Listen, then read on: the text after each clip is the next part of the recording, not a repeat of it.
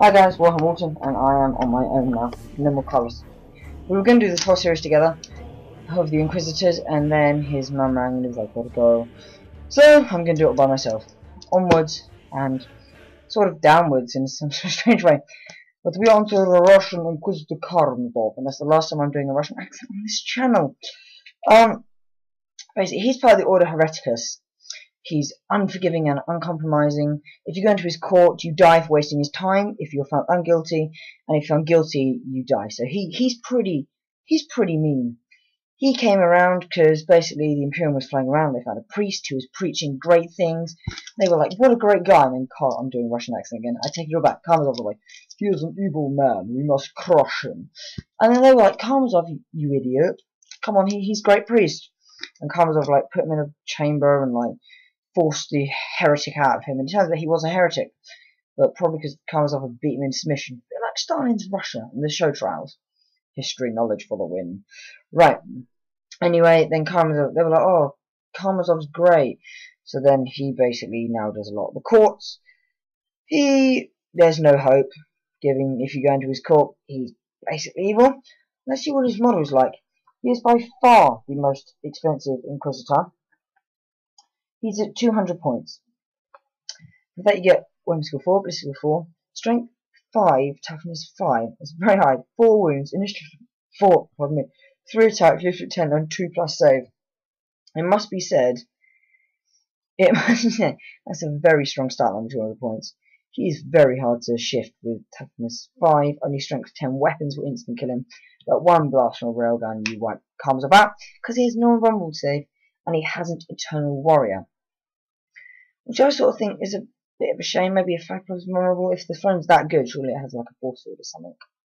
So yeah, anybody with your strength 10 gun will be fine at this. But if you don't have that, you will struggle to take out Karamazov. He is a bit of a monster to get rid of. Right, he's a character, infantry character. His walk is Mastercrafted Multi-Melter, pretty nice, but it's only 20 points ranges, so we can't remember that.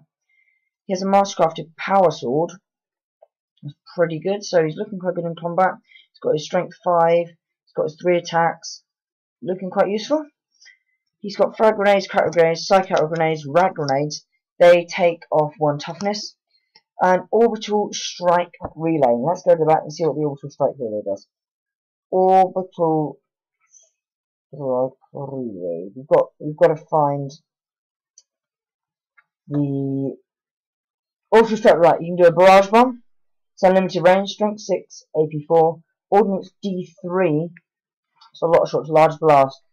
This is quite useful.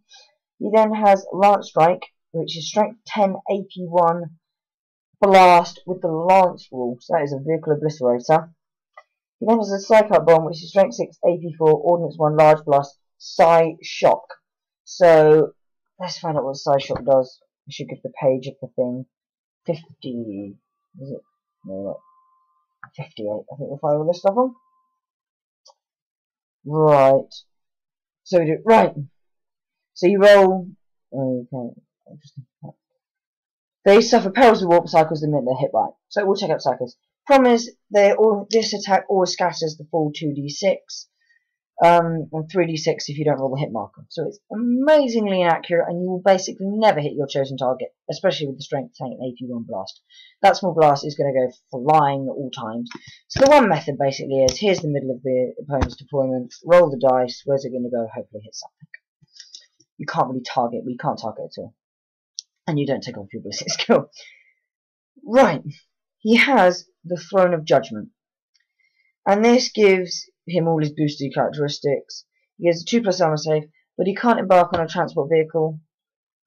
That's not too much of an issue. It means he is always vulnerable, and with a massive sign of the throne, you're never going to give him any cover, is what you generally find when you play with Karamazov. His special rules include independent character and relentless. Obviously, he's going to be relentless. He can move and still fire his heavy multi-melter. So he's pretty good at getting up the field, but he can only move 6. He's not particularly fast because of his throne. But he's got a couple of nice special rules. He's got by any means necessary. That basically means you can make the blast have no scatter if you place it directly over the head of one of your guys.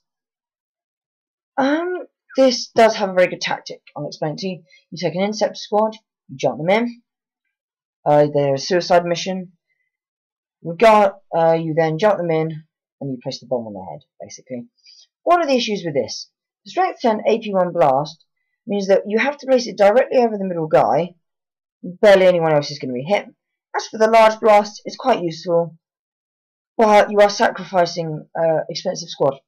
So this is a double-edged sword. If one guy is left in the middle of nowhere, you can just do blast, and then obliterate you. So it can be quite useful, but it is certainly situational. It's not as good as it sounds because of the sheer sacrifice of the Inquisitor squad. He then has dread reputation. Anyone within 12 inches fails morale or pinning tests. I really like reroll pinning tests because I hate being pinned. There's nothing more annoying than moving around the board to an objective or any sort of thing basically and getting pinned and being forced to sit in for a snapshot and get up next turn. Then you get pinned again. It just gets very frustrating very quickly. So, what are the strategies with this guy? There's not very much because he's so one-dimensional. He's good at going after vehicles, so we could use him for that, but then he's got to get close. What I like to do, if I was to play Monsieur Karamazov, would be to walk him up the middle of the board as a massive fire magnet. Tell your opponent how good Karamazov is, go like, oh, he's amazing, and if anything else go around him, and use that by any means necessary, just at odd occasions for them to see it, and just keep doing your orbital strike relay, keep firing out your rad grenades, and just be a real help for the army, be a bullet magnet. And yeah, he'll die eventually, but hopefully eventually he'll be able to lock a big unit in close combat, because he's not easy to kill off. So he's quite useful for just being basically a tar pit for the opponents in the middle of the board. So the strategy, of course, is for the game, you illustrate how good Karamazov is. You look through and they've got no strength and weapon, you go, okay, we can deal with that. Also, with power weapons coming AP3, he has certainly a very high survivability. I mean, he's never really going to kill that much. His gun's only got 24-inch range, he doesn't help the army in really any way except dread reputation, and he is 200 points. But he certainly isn't useless. That is the one way you use him. Use him as just walks down the middle. That would be my favourite strategy. Also good strategy is mobile cover. That throne, if you've ever seen it, is massive. So I've dropped my pen. That throne is absolutely massive, and he's very useful. If you have your second leader, if you don't want to give Slay the Wall all the way, hides behind the throne. They look slightly ridiculous, but if they go up together, let's say second leader is a psyker, he gives really good support. Also, you can, if you're walking out in the middle, there'll be one in his bubble of rerolling the foam while pinning, and eventually you will get there. 6 inches a turn, you will get there in the end. So, Inquisitor Karamazov, he's not Cotes by any means, he hasn't got the psychic powers, he hasn't got the sort of cool special rules, he isn't just quite as useful, in my opinion. Of course, you've got a different opinion, leave it in the comments below. But nevertheless, I don't mind Karamazov. He serves a use in different armies, not necessarily Inquisition armies, but he certainly serves use in the Grey Knight armies. For that reason, Karamazov gets a very respectable 7.5 to 8 out of 10.